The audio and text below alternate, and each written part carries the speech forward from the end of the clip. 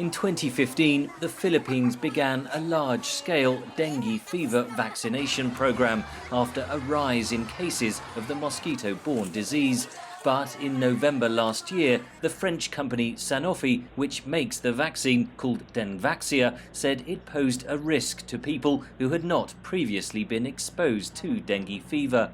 After that, concerns began to spread among the public. At first I was afraid because 4 of my children had already got the vaccine from the health center. Other countries adapted to Sanofi's announcement by updating guidelines and labeling. But in the Philippines, public concern turned to outrage, fueled, say the report authors, by a highly politicized response from the government. This was an opportunity to jump on the previous government for all the wrongdoings. Why did you get this vaccine? And it became an uproar and created not only quite a crisis around this vaccine, but it bled into other areas of public confidence in vaccines more broadly.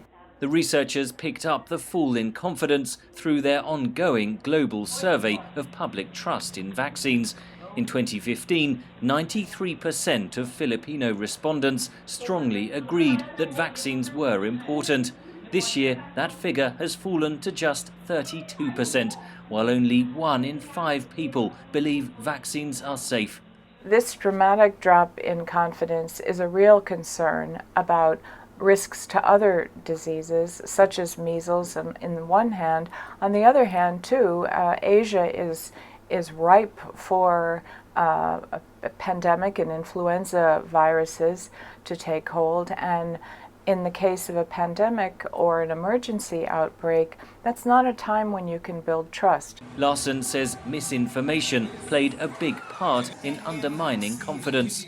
The role of social media in amplifying those concerns, in amplifying the perception of risk and fears and their public health consequences is dramatic. It's really dramatic.